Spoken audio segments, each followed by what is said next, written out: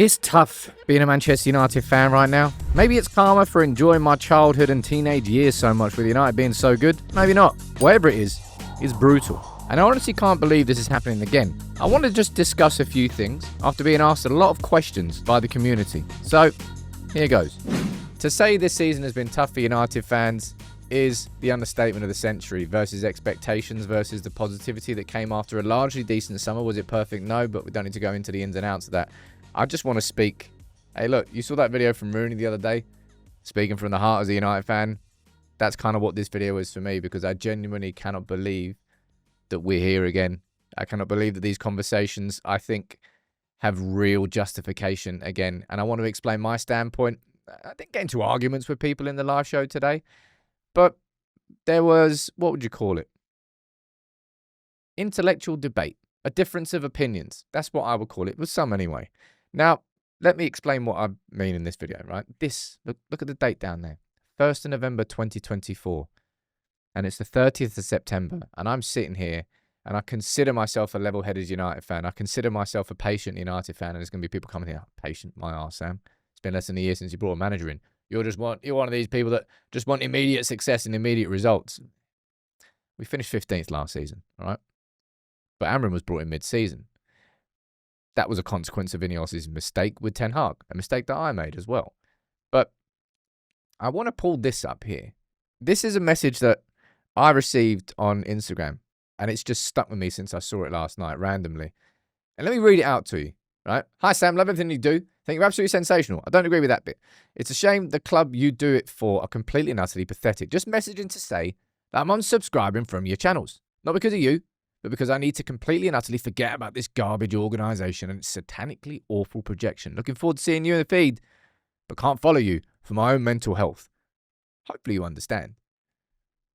And I just thought that was such a relatable message. I would love to be able to step back, but I can't step back. And it was this Brentford game. I didn't think it was going to be the Brentford game that made me shift, but it did.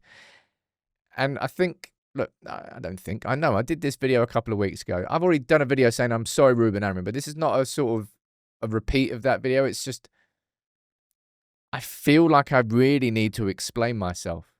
Now, you might think that's a bit of a confusing thing, but I care so much about how my own integrity is perceived.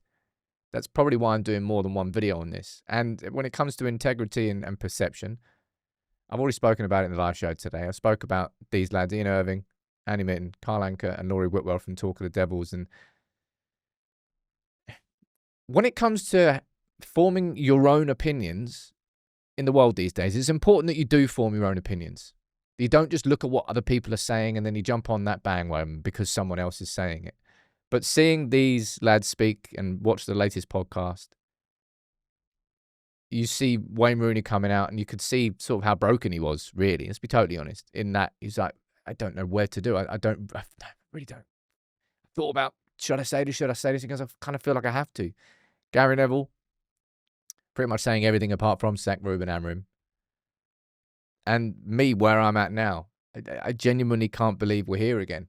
I can't believe that less than a year after Ruben Amorim came in and I did all the research and we took a look at his time at Sporting, we saw the strengths, we saw the weaknesses, we analysed everything, we looked at it all, and we weren't outrageous or just clickbaity or just blindly optimistic, but just the work he did there was incredible. And just, I think from a cultural perspective, like, you might not be able to see it now, you might not be able to believe me on this one, but I think there's a lot of work that's gone on behind the scenes that no matter what happens is good work and has helped United be in a better position.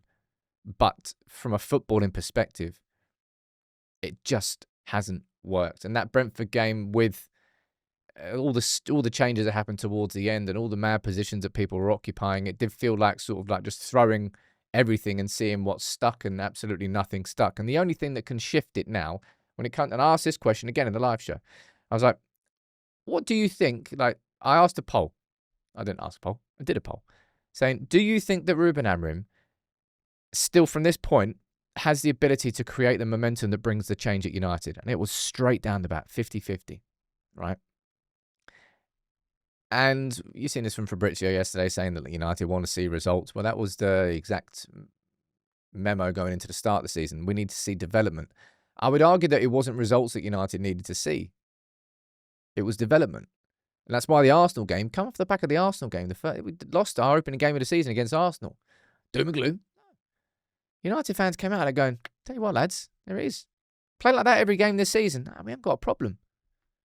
We just haven't. We just simply have not.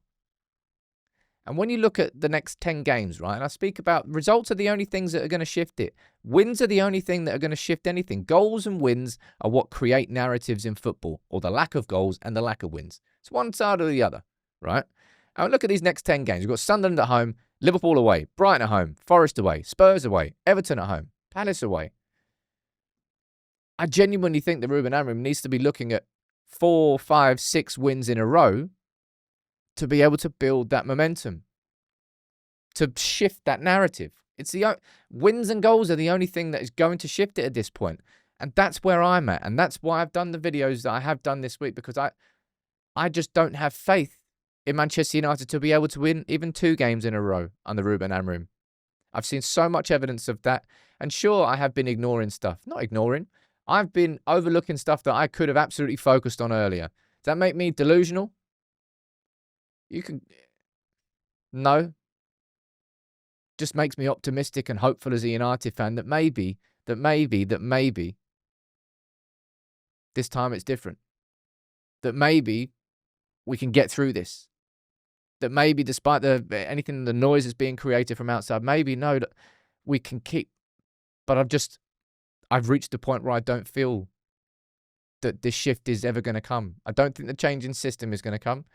I don't think the players are capable of doing it. Still, the players aren't capable of doing it. Maybe that comes from the inspiration or the lack of inspiration from a leader. You can do what you want, but ultimately, the players need to look inwards. It's down to them. Like De Ligt and Maguire, I'm going to pick on those two, but I'm not really pick on those two. But it was the utter aggression against Chelsea that I love so much, and we didn't win a header in the first 25 minutes against Brentford. That's not because of a system. That's because of we just didn't go for it. And at the same time, I understand this as well, that if Ruben Amorim does leave, the questions it's going to ask about Jason Wilcox and Omar Barada, and maybe that is part and parcel of why the decision might not be as imminent as you personally feel it should be.